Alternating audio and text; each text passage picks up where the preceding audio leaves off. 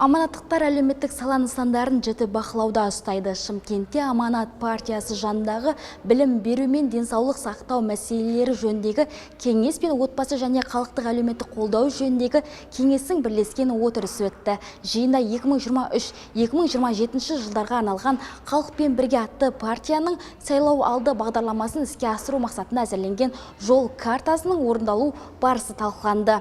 Кеңес барысында партия мүшелерінің өткен айда бірнеше білім беру мекемелерін аралап, зерделеу жұмыстарын жүргізгені атап өтілді. Зерделеу аясында мектептердің асханасы, спорт және медициналық кабинеттер, білім беру сапасы назарға алынды. Атап айтқанда, Сайрам шағын ауданындағы мектептердің бірінде денсаулық кабинеттері тексеріліп, кемшіліктер де анықталыпты. Медициналық кабинеттерінде ол дәрі-дәрмектердің анау айтқандағындай кемшіліктер анықтала қойған жоқ. Дегенмен де біздің ең негізгі мақсатымыз баланың денсаулығы ғой. Сондықтан соған баса назар аудардық. Бір-екі мектептердің ішінде болып жатты. Оның барлығын қазір осы жерде талқылайтын боламыз. Кеңестің мүшелерінің негізгі міндеті тек қана ұсыныс жазу. Тиісті мекемелерге ұсыныс жазып, ары қарай соның жаңағы дұрыс жолға қойылуын бақылау жасау. Отырыста кеңес мүшесі Болат Бердібеков баяндама жасап, жол картасы аясында атқарылып жатқан жұмыстарды жіпке тізді. Ол өз сөзінде кейбір нысандарда жоспарланған көрсеткіштердің орындалмай қалу қаупі бар екенін ескертті.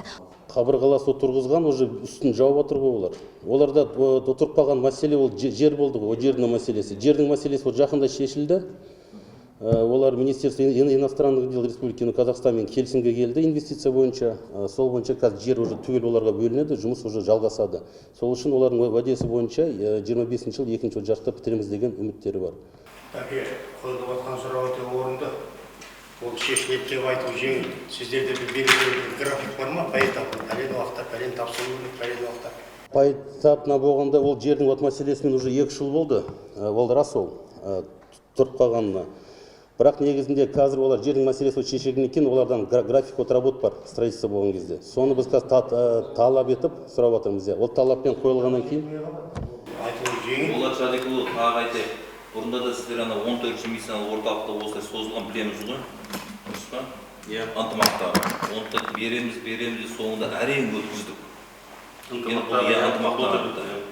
Иә. Енді мен жаңа ғана барып өттім, Ақжар подстанциясын көріп кетіп, оны да көріп өттім. Ол жерде биыл 2 жылда бітпейді анау.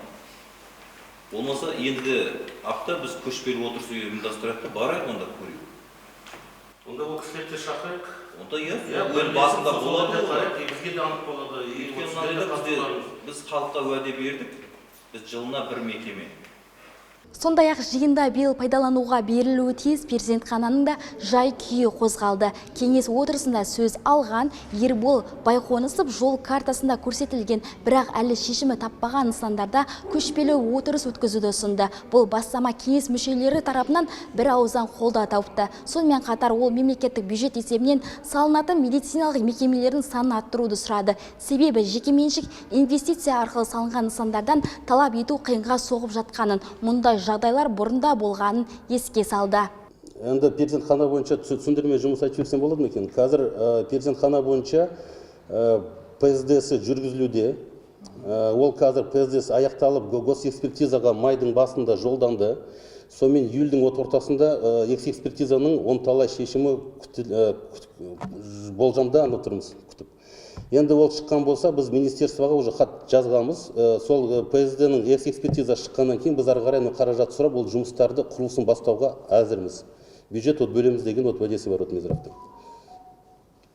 Жоқта жұмыс қаралуда. Онда былай жасаймыз. Біз 200 жаңа орындық перзентхана жер дайын ғой.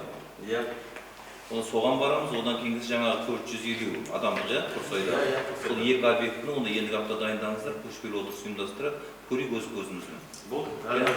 Өйткені 2025-те беруіміз керек сол 2 объектіні негізі.